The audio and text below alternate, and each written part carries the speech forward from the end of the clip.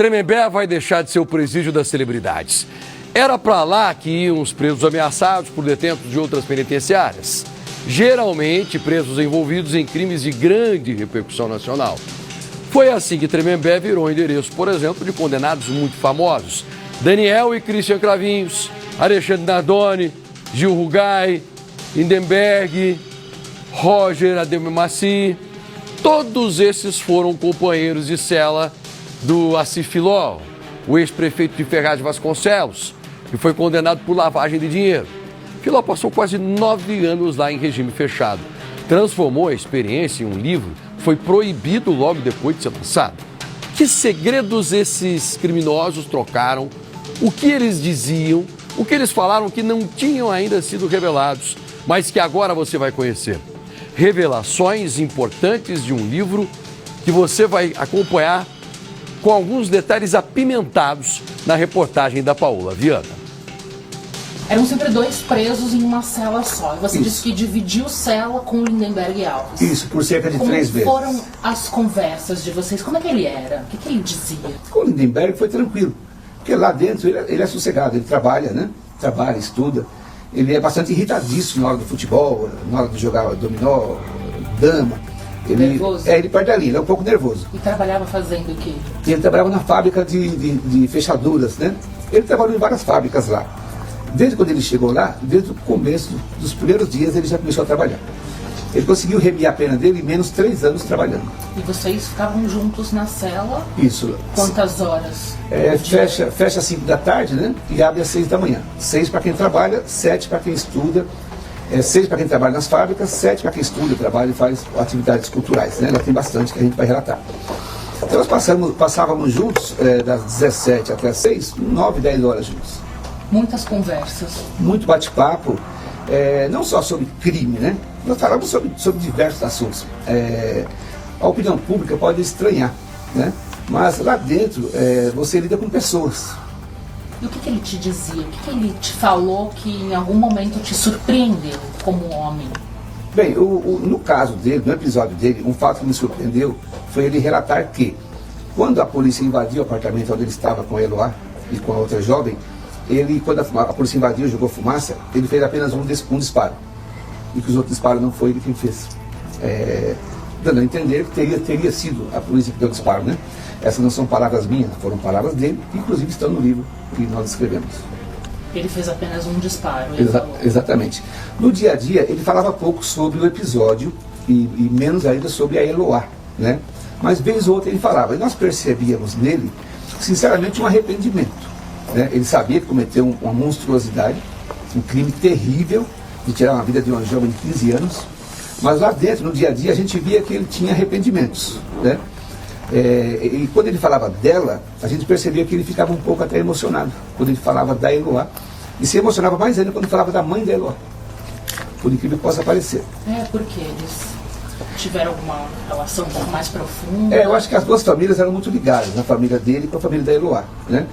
E apesar da tragédia que ele cometeu, né, do crime bárbaro que ele cometeu, ele era muito família. O Lindenberg trabalhava em 2 empregos, estudava, e ainda levava a mãe para trabalhar, né? Ele nunca se envolveu com drogas, essas coisas. Você acredita que ele tinha um sentimento por ela? Doentio. Eu acho que era um sentimento doentio. Eu trago essas questões do dia a dia, da realidade, para a opinião pública ter uma noção melhor de como funciona, né? Repito, lá dentro a gente não vê o monstro que cometeu a fatalidade, a tragédia. Você convive com as pessoas. Então no dia a dia, o Lindenberg normal, trabalhava, estudava, praticava futebol. Só tinha briga na hora do futebol. Na hora do futebol ele não tinha tranquilidade, ele brigava muito fácil. Alexandre Nardoni, você conviveu com ele de que forma? Ele era do pavilhão 2, eu do pavilhão 1. Os 2 pavilhões eles não se encontram muito, apenas quando vão a cultos na igreja ou atividades culturais como café literário ou eventos que tem na unidade. Lá tem muitas festas, muitos acontecimentos. Foi muito difícil me aproximar dele, porque ele é bastante introspectivo. Reservado. Isso. Reservado. Ele não olha muito nos olhos quando conversa. Parece que você vê uma pessoa assim que está levando um peso de 500 quilos nas costas, né? Tamanha a repercussão e a barbaridade do crime que levou ele para a prisão. E ele fazia o que lá dentro? Quando ele chegou lá, ele passou por todos os trabalhos. Faxina, biblioteca, artesanato. E depois ele se firmou na oficina de consertos de máquinas, de carteiras e cadeiras escolares, né? Onde ele era uma espécie de gerente, ficava com a prancheta na mão anotando o que era consertado de cadeiras, carteiras. Quando faltava material, o Nardoni ia para a sala de aula fazer cursos diversos. Para quê? Para reduzir a pena, remissão de pena.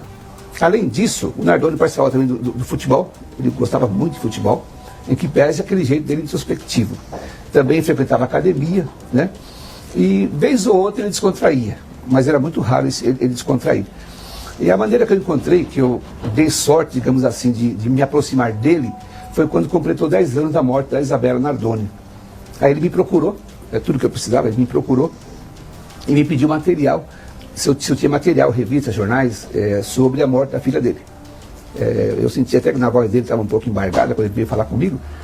Era uma quarta-feira, eu falei, eu tenho bastante material e vou providenciar. Na visita, minha esposa Viviane levou material, revistas, recortes, impressos de sites e tal. E acabou a visita, eu fui levar até o pavilhão 2, onde ele morava. A hora que ele pegou o material, quando ele viu a foto da Isabela em algumas capas, os olhos dele lacrimejaram. E eu repito, eu falo essas coisas... Ele se emocionou, ao ver isso. Porque estava completando 10 anos da morte da Isabela.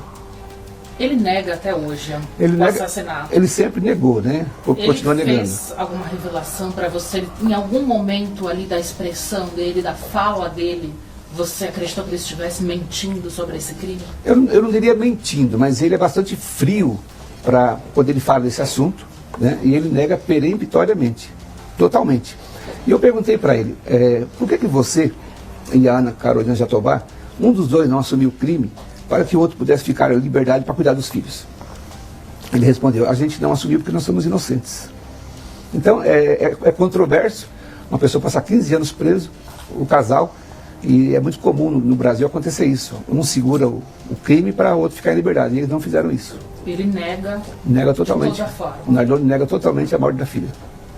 Ele chorou, então? Ele não chorou copiosamente, ele lacrimejou quando ele recebeu o material com as fotos da Isabela.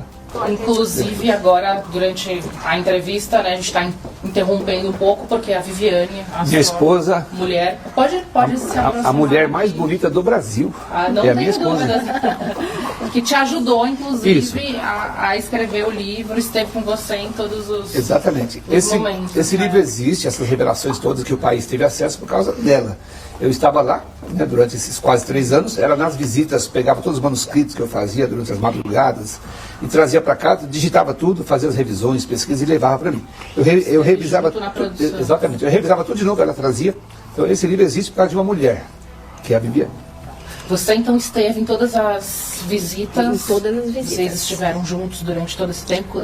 São quantos anos de casado? 20 anos. 20 anos. Como foi para você, como mulher, estar numa cadeia, né, com todo esse conhecimento de grande repercussão, onde estavam os presos mais famosos do Brasil? Como é que você se sentia como mulher lá dentro? Principalmente até no momento de intimidade de vocês. Bom, eu como mulher, né, a gente não espera passar por isso, nenhuma das famílias que estão lá, né, na visita, é um sofrimento muito grande, é uma dor muito grande, mas a gente não pode estar abandonando nosso companheiro, né? Mas você, por exemplo, tinha direito a visita íntima? Com certeza, todos têm o direito lá. Quantas horas? 2 horas ou indeterminado se não houvesse muita procura. Lá tem um espaço específico para isso, né? Para a visita íntima, né? Não é na cela. Não, de jeito nenhum. É um outro local. Tremembé é uma outra realidade do sistema prisional, como eu disse. Lá tem um espaço para visita que é muito organizado, tudo limpo. É um salão grande, parece um salão de condomínio fechado, né? Você vê que eu sempre levei meus filhos. Lá tem a igreja, tem a sala de leitura deles, tem parque de diversões. Eu sempre levei minhas crianças. O Assir, ele participava muito das peças de teatro por conta dos meus filhos, para meus filhos assistirem. As crianças podiam ficar ali. Os familiares juntos. Todos podiam estar assistindo junto. Você fala do Abdelmoacir. Você viu ele simulando em algum momento alguma doença, algum sintoma ali, se fingindo estar doente, como ele fez em vários momentos? Eu convivi com o Roger Abdelmoacir em Tremembé durante um longo período. Fiz amizade com ele. Ele não é meu amigo, mas eu fiz amizade com ele para entrevistá-lo, para conviver, para tirar dele o máximo de informações possível. Eu empurrei a cadeira de roda dele várias vezes para o paratório, para a enfermaria. Mas quando a gente chegava com a cadeira de roda, ele simplesmente se levantava, né? Isso aconteceu várias vezes, ele estar na cadeira de roda e se esquecer até de se levantar, porque ele não tinha problema de saúde algum. Ele é um pouco arrogante, soberbo, né? Ele não liga muito para essas coisas, não. Ele é bastante prepotente. Não. E uma coisa que me entristecia muito era a maneira como ele tratava, como ele falava das vítimas. Ele falava assim, eu fiquei com as que quiseram ficar comigo. Ok, obrigado pela entrevista então, tá?